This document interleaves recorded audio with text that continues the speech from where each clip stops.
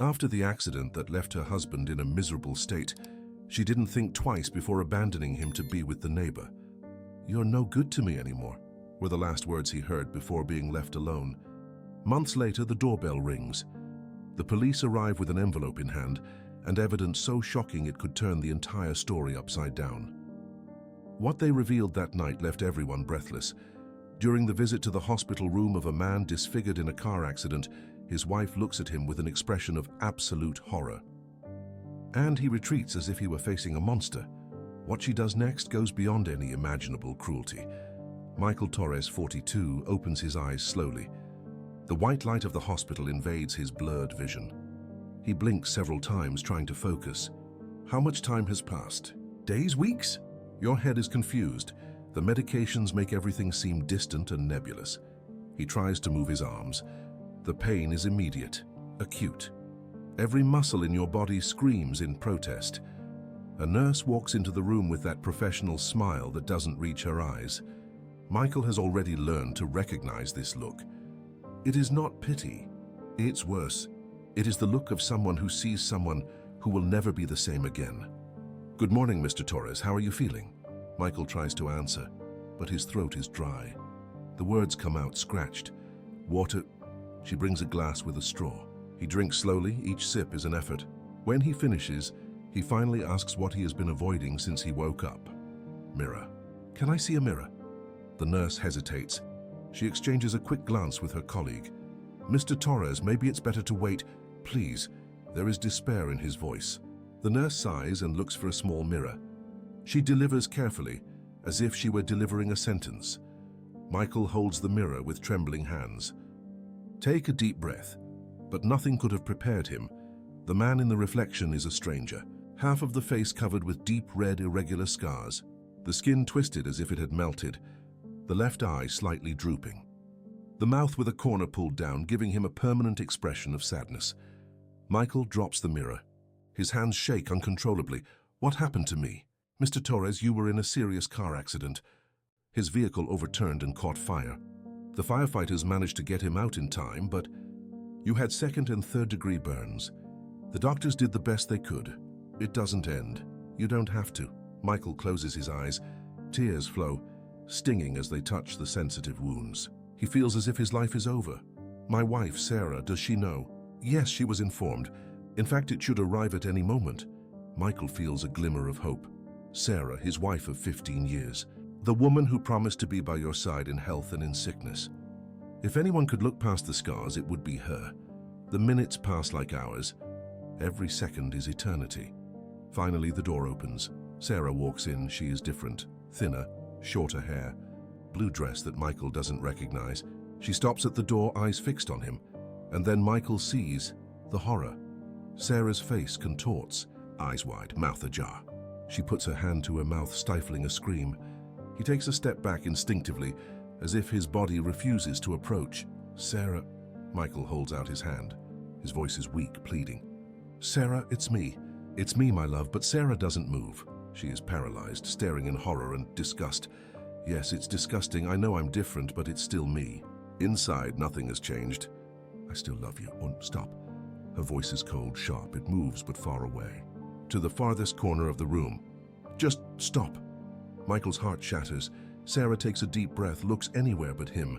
"I can't do that, Michael. Sarah, please." "No." She finally looks at him, eyes red. But not sadness. It's anger, frustration. "I tried. I swear I tried to prepare. But I can't. I just can't." "What can't you get?" "Look at me. Sarah, I'm your husband. You're no longer the man I married." The words come out quickly, cruelly. "That man died in that accident. What is left?" She doesn't finish, but Michael knows. Monster. She was going to say, "Monster, you promised. He promised to be with me in sickness and health. And you promised to give me a happy life. What do you think it will be like now? You think I want to be seen with you like that?" Every word is a stab. Sarah grabs her bag and turns around. "Wait." Michael tries to get up, but the pain is too much. He falls back. "Sarah, don't abandon me. Emma needs you. We are a family." Sarah stops. He doesn't turn around. "Emma will get over it. Get over you abandoning her father." Sarah finally turns around. Tough face, decisive. I've already talked to a lawyer. I'm going to ask for a divorce. You can keep the house. I need to move on with my life. Moving on? I almost died. But it didn't die, did it? There is something strange in the voice, bitter. You didn't die, and then she leaves. The door closes, Michael is left alone. Tears run down his disfigured face. The woman he loved had just abandoned him at the worst moment of his life. But while Michael cries, Sarah leaves the hospital in a hurry. Pick up your phone. Hi, it's me. I saw him. Pause. It was worse than they said. Another pause. I know we planned differently, but now we have to deal with it. Look around. We talk at home. Our home, turn off. Sarah starts the car. Drive through familiar streets to the neighborhood. But instead of stopping at the house she shared with Michael for 15 years, she parks next door, at David's house. 3 months have passed since that terrible day in the hospital. Michael is back at his home, but it's no longer the home he knew. It's a prison. Every room, every object, every photograph on the wall is a painful reminder of what you lost. He is sitting in the wheelchair in the living room. Your wheelchair. Because in addition to the scars, the accident damaged his spine. Doctors say he can walk again with physiotherapy, but it will take time. A lot of time. For now, it depends on this chair. A caregiver comes 3 times a week. Donna Rita, a 60-year-old lady, gentle but silent. She helps Michael shower, change clothes, prepare meals. He never shows disgust or discomfort, and Michael is grateful. But he feels the humiliation of every moment. A 42-year-old man, once independent and proud, now needs help with even basic tasks, but nothing compares to the daily torture of looking out the window. Michael positions the chair next to the living room window. From there, he has a perfect view of the house next door. David's house. The house where Sarah now lives. Yes, Sarah moved into the neighbor's house. He was not discreet. It was brazen. A week after Michael left the hospital, he saw furniture being carried next door. He saw Sarah directing the process. She saw David next to her, arm around her waist, smiling. Michael had never felt so angry. David, the perfect neighbor. The man is always too kind, always too available. Oh, I saw that the light bulb burned out. Let me change it. I was going to the market. I can pick up Emma from school. Michael always found David annoying, but never suspected it. He never imagined that his wife, but now it all makes sense. The glances exchanged. The shared laughs. The times I came home and found David having coffee with Sarah. He just stopped by to bring some tools, she said. Always with an explanation. And Michael, idiot, believed it. Now every day Michael sits at that window and watches. Watch Sarah and David go out to dinner. Watch when they come back, laughing, holding hands. She sees David opening the car door for her. He sees when they kiss before entering. And each time a part of it dies. Michael doesn't sleep anymore. He spends nights awake, staring at the ceiling, imagining Sarah in David's arms, imagining the two laughing at him. Laughing at the disfigured idiot who survived when he should have died. But there is one person who has not abandoned him, Emma. His 15-year-old daughter comes to visit him 3 times a week. It always arrives in the late afternoon after school. It always brings something. Cookies he made, drawings, sometimes just his presence. Hi, Dad. Michael turns around and sees Emma entering. School uniform, backpack on his back. Red eyes, I was crying. Hi, my daughter. Come here. Emma leaves her backpack and goes to her father. She kneels down and hugs him tightly, as if afraid of losing him. Did your mother fight with you again? Emma doesn't answer, but Michael feels her nod against his shoulder. Sarah does not accept that Emma continues to visit Michael. He says it's not healthy, that Emma needs to move on, accept the new reality, but Emma refuses. He yells at his mother, says he will never abandon his father. She said, I'm being selfish, Emma says, her voice muffled, that I'm making everything harder, that I need to accept that David is part of the family now. Anger boils inside Michael. Emma, look at me. The girl walks away, teary brown eyes. You're not being selfish. She is being an incredible daughter. The only person who didn't abandon me. Michael holds her hands. Your mother is wrong. I'm not going to let her make you feel bad for loving me. But Dad, I get so tired. Every time I go there, she and David keep filling me up. They say you don't need me, that you'll be fine alone. They repeat it so much that I start to doubt. Hey, Michael forces a smile. I'll be fine. Not because I don't need you, but because you give me strength. Every time you come here, every hug, All of this reminds me that it's worth fighting for. Do you understand? Emma smiles through her tears. He kisses his father's forehead.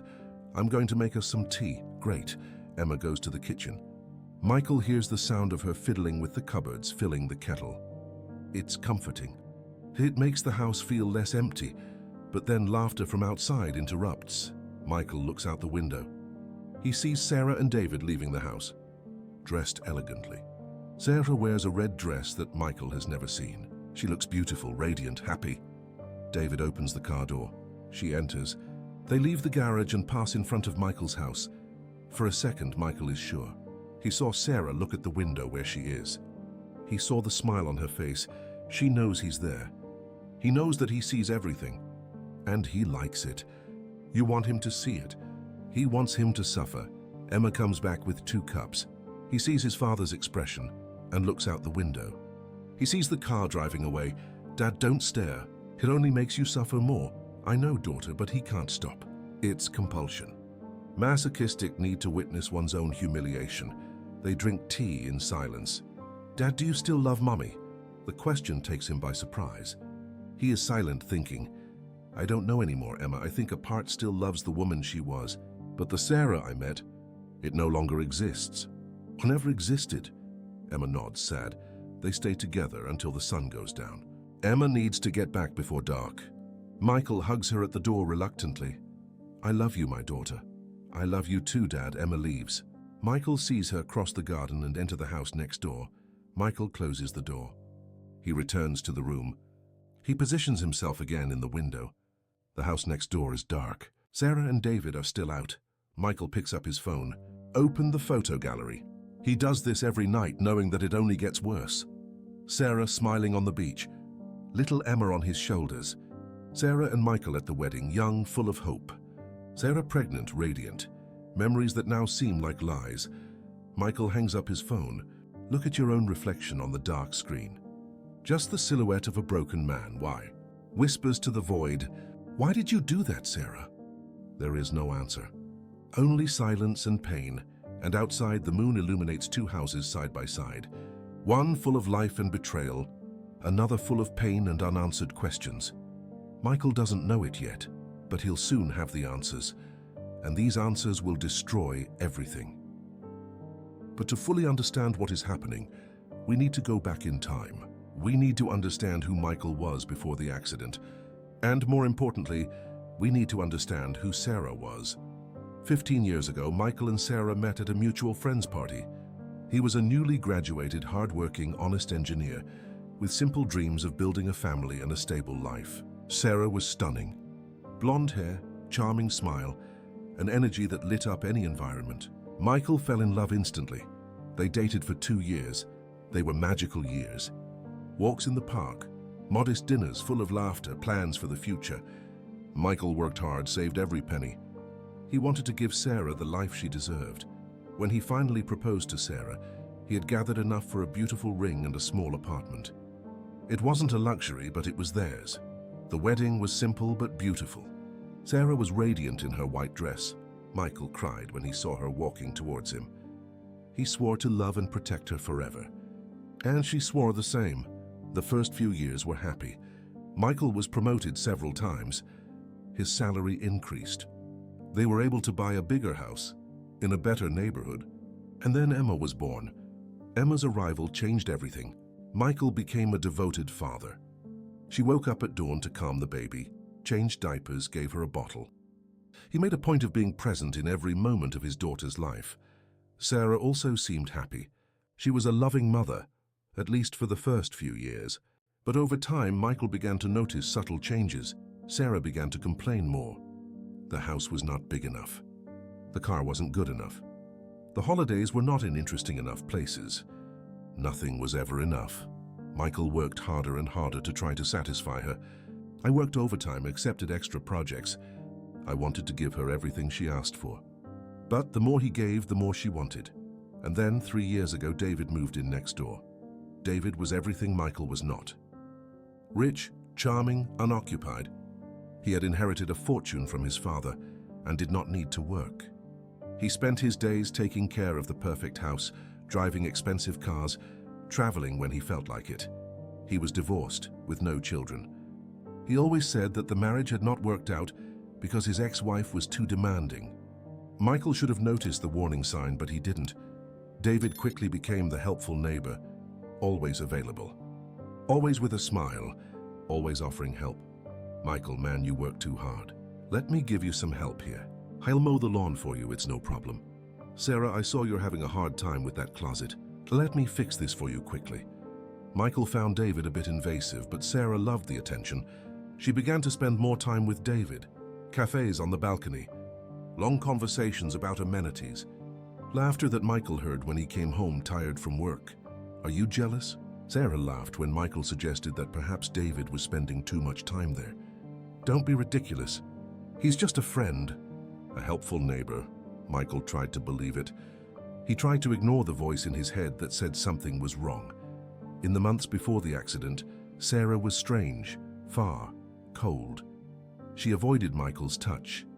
She made excuses when he tried to get closer. She was always on her phone, smiling at the screen, but hanging up quickly when Michael entered the room. "It's just my mother," she would say. Or, "It's a friend from work," Michael wanted to believe. I had to believe. And then on a seemingly normal Tuesday, everything changed. Michael was leaving for work. It was early, it was still dark. He gave Sarah a quick kiss, who pretended to be asleep, and left. He got in the car. He started the engine. He started driving down the empty street. He was thinking of Emma. She was thinking she needed to spend more time with her daughter, that he was working too hard, that he needed to balance life better. That was when he arrived at the intersection of Avenida Principal and Rua das Acacias. Michael slammed on the brakes. Nothing happened. He stepped on again, stronger. The pedal sank to the ground. No resistance. No response. No. Michael pulled the handbrake. Nothing. The car accelerated downhill. The light was red. Cars crossed the intersection. Michael tried to dodge. He turned the steering wheel sharply. The car skidded, road flipped once, twice, thrice. The world has become a mess of shattered glass, dented metal, pain exploding in every part of the body, and then the fire. Michael felt the heat. He saw the flames beginning to engulf the panel. He smelled the smell of fuel. He tried to free himself from the belt, but he was stuck. He tried to open the door, but it was locked. The fire was spreading fast, hot, consuming everything. Michael screamed. He screamed for help. He screamed for Sarah. He cried out for Emma. That's when he heard the sirens. Voices screaming, hands pulling him. The pain was unbearable, but someone dragged him out of the car seconds before it completely exploded. Michael saw the sky. He saw the faces of firefighters. He saw the flames consuming his car, and then everything went black. He woke up weeks later in the hospital, with his face destroyed, with a broken body, with his life shattered, and with a wife who was waiting for him to die. Because if Michael had died in that accident, Sarah would have inherited everything. The $500,000 life insurance. The house paid off. The savings. She would be a wealthy widow and free to live with David without judgment. But Michael survived. And that ruined everything. Sarah had to improvise. She had to find another way to get rid of him. And the way he found was crueler than any death. Abandon him when he needed it most. Destroy his spirit, make him wish he were dead. Now, sitting in his wheelchair, looking out the window at the house where his wife lives with another man, Michael finally understands. The accident was not an accident. Someone sabotaged the car, and this someone wanted him to die. Michael feels the blood run cold in his veins. Your mind starts to connect the dots. David, the helpful neighbor, the man who always offered help, the man who had access to their garage. Let me take a look at your car, Michael. It's making a strange noise. I noticed that your oil is low. I've already completed it for you. David had 1,000 opportunities to tinker with the car, and Sarah who was anxious in the months before the accident. Sarah who pushed him to work earlier. You don't want to be late again, do you? Sarah who seemed to be waiting for something to happen. My God, Michael whispers to himself in the empty room. They tried to kill him. The discovery changes everything. Michael can't think of anything else. In the following days, he becomes obsessed. Every detail of the accident comes back to your mind, like pieces of a macabre puzzle. He remembers things that didn't make sense at the time. David offering to take a look at the car 2 days before the accident. Sarah insisting that Michael leave early that morning. You have that important meeting, remember? There was no important meeting. He checked it out later. It was a routine meeting that could have been at any time, but Sarah needed him to leave at that specific moment. On that particular route, down the slope that led to the busiest intersection in the city, Michael spends his nights sleepless, replaying every moment. But he has no proof. Only suspicions, and suspicions are not enough. He needs evidence. Michael picks up the phone and dials the police station number. When they answer, he asks to speak to the investigator responsible for the accident case. I'm sorry, Mr. Torres, but the case has been dismissed. It was considered a mechanical failure. The brakes showed excessive wear. But has anyone checked if they were sabotaged? Pause on the other side. Sabotage? Sir, there was no indication of... Please. Michael's voice is desperate. Please, just reopen the investigation. I have reason to believe that... Mr. Torres, I understand that it was a trauma. But unless I have concrete evidence, I can't reopen. Michael hangs up, frustrated, powerless. He stares out the window. Sarah and David are on the porch sipping wine, laughing. Without a burden on my conscience. As if they hadn't tried to murder a man. As if they had not destroyed a family. That's when a van parks in front of Michael's house. He frowns. He is not expecting a visit. Donna Rita is only coming tomorrow. The doorbell rings. Michael maneuvers the chair to the door and opens it. 2 men are there. Dark suits, serious expressions. Nameplates hanging around his neck. Mr. Michael Torres? Yes. I'm Detective Carvalho and this is Detective Mendez. Can we come in? We need to talk to you about the accident you suffered 6 months ago. Michael's heart races. He opens the way, allowing them to enter. The detectives settle into the room. Michael positions the chair facing them, anxious. Wasn't the case archived? Michael asks. It was, replies Detective Carvalho. But new evidence has emerged. Evidence that completely changes the nature of the investigation. Michael holds the arms of the chair tightly. What kind of evidence? Detective Mendez opens a folder and removes some photos. He places them on the coffee table. These are images from a security camera at a gas station near his home. The camera captures part of your street, including your driveway. Michael looks at the pictures.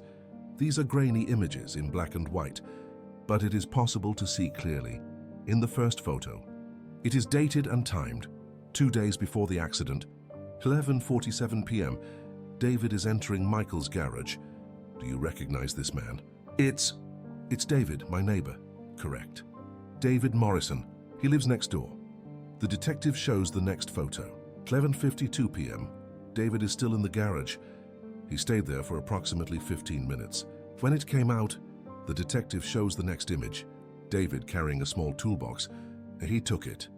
He messed with my car, Michael whispers, barely believing his suspicions were correct. We believe so, but that's not all. Detective Carvalho leans forward. We got a warrant to investigate the cell phone of his wife, Sarah Torres. Michael feels his stomach turn. We found messages exchanged between her and David Morrison. Messages dating back more than a year before the accident.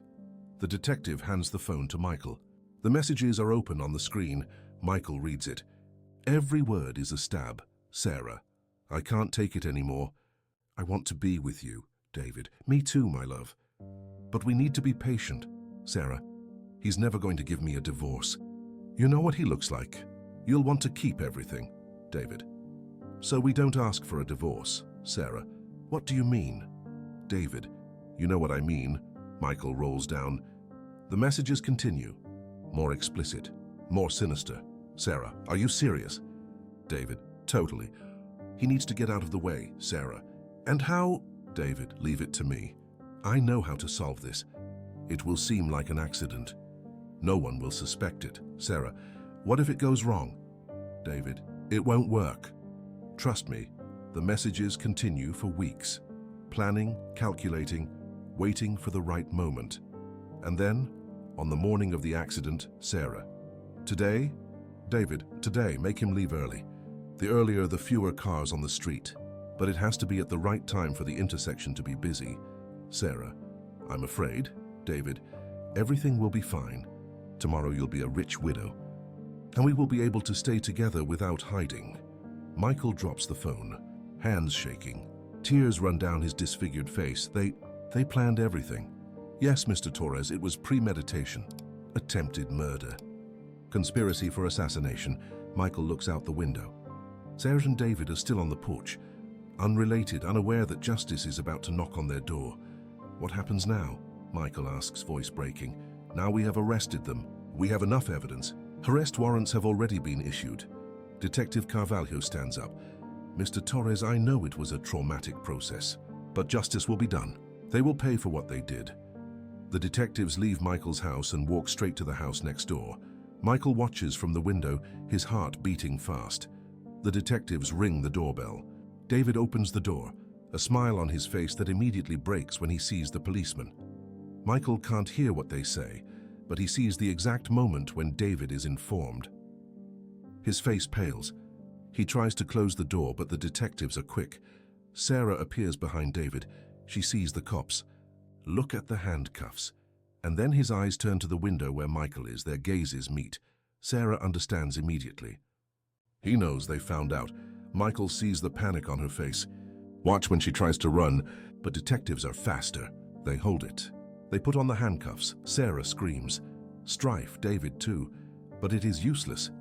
Neighbors begin to leave their homes, attracted by the commotion. They see Sarah and David being put in the cars. The sirens begin to sound. Emma runs out of the house. She was inside. She saw it all. Dad, Father. She rushes to Michael's house. Michael opens the door. Emma throws herself into his arms, crying uncontrollably. What's going on? Why did they arrest Mom? Michael hugs his daughter, tears streaming down his face. Come in. I need to tell you something. The following months are a roller coaster of emotions. Sarah and David's trial makes headlines in all the local newspapers. Wife and lover plan murder of husband in false accident. People can't believe the coldness, the calculated cruelty of the plan. Michael is called to testify. It is the first time he has left home since returning from the hospital, in addition to medical appointments. Emma accompanies him, holding his hand the entire journey. In court, Michael sees Sarah for the first time since the arrest. She is different, thinner, deep dark circles, the dull hair. She doesn't look at him. Keep your eyes fixed on the table in front of you. David is next to her, but there is a visible distance between the two. The love they professed for each other evaporated under the weight of the accusations. Now each one tries to save himself, blaming the other. The prosecutor presents the evidence. The messages are read aloud in court. Every word is like a punch to the listener. The audience murmurs indignantly. Some cry security camera footage is projected. David entering the garage. David leaving with tools. It is impossible to deny. Experts are called. They explain how the brakes were sabotaged, as the fluid lines were cut partially, so that they would only fail during use, as it was calculated to look like natural wear and tear, but forensic analysis revealed deliberate cuts. When it is Michael's turn to testify, the room is in absolute silence. He tells everything. The life they had, the signs he ignored, the accident, the brutal rejection at the hospital. The humiliation of seeing his wife move into the neighbor's house while he struggled to survive. They didn't just try to kill me, Michael says, his voice firm but emotional. When the plan failed, they tried to destroy my spirit. They wanted me to wish I were dead, and they almost succeeded. He looks directly at Sarah. But I survived, not just physically. I survived because I had a reason to live. My daughter, Emma, never abandoned me. She reminded me that I was still human. I was still worthy of love, even with these scars. Tears run down Emma's face, who watches from the audience. Sarah's defense tries to argue that she was unhappy in her marriage, that she felt neglected, that Michael worked too much. They try to paint a picture of a desperate woman seeking happiness, but the jury is no fool. Unhappiness does not justify murder. There was divorce. There were options. Sarah chose the most cowardly and cruel path. David tries to throw all the blame on Sarah. He claims that he was manipulated, that she had the idea, that he just helped without understanding the severity. But the messages prove otherwise. They show that he was the one who suggested it. He was the one who executed it. The trial lasts 3 weeks. Finally, the jury retires to deliberate. Michael waits outside the courthouse with Emma. She's nervous, biting her nails. Dad, what happens if they are acquitted? They won't be my daughter. The evidence is too clear. 4 hours later, the jury returns. In the state's case against Sarah Torres and David Morrison on the charge of attempted premeditated murder, how does the jury decide? The jury spokesman stands up. Guilty. As for the charge of conspiracy to commit murder, guilty. The room erupts in murmurs. Sarah collapses in her chair, sobbing. David closes his eyes, defeated. The judge hits the gavel, asking for order. Sarah Torres and David Morrison, you have been found guilty of attempted premeditated murder and conspiracy to murder. These are serious offenses that demonstrate coldness of character and absolute disregard for human life. The judge pauses. Looking directly at the defendants, Sarah Torres, you have betrayed the sacred vows of marriage in the most vile way possible. Not just committing adultery, but plotting to murder the man who trusted you, who built a life with you, who bore you a daughter. And when your plan failed, you abandoned it at your most vulnerable. Their cruelty is incomprehensible.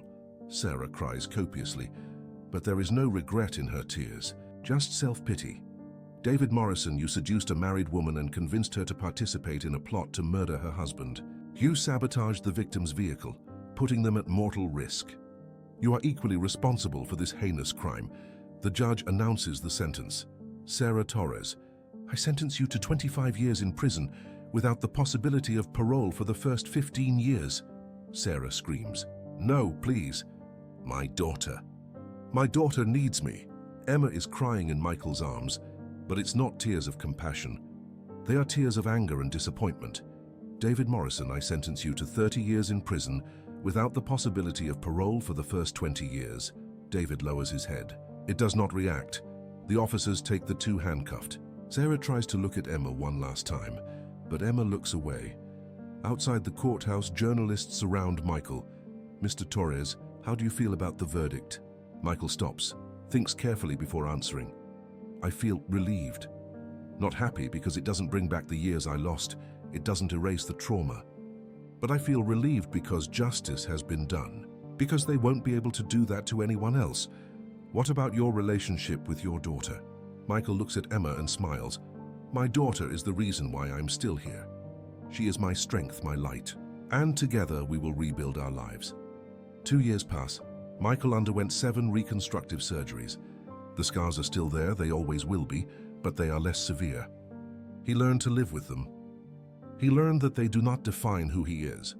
With intensive physiotherapy, he was able to walk again. Not perfectly, he has a slight lameness, but he is independent. You don't need a wheelchair anymore. The house next door was sold. A young family with 2 young children has moved. They are kind, respectful. The children adore Emma, who occasionally takes care of them. Emma, now 17, is a strong and resilient young woman. She never visited her mother in prison again. He cut off all contact. It was painful, but necessary for his healing. She and Michael are closer than ever. They cook together, watch movies, talk for hours. Michael made sure to be present for every important moment of her life. He no longer misses any school presentation, any game, any event. Michael returned to work, initially part-time, then full-time. His colleagues received him with support and understanding. He found that people are more empathetic than he imagined, and something unexpected happened. Michael met someone, Anna, a physiotherapist who helped him during his recovery. She never cared about the scars. She saw the man behind them, the good, kind, resilient man. They started out as friends.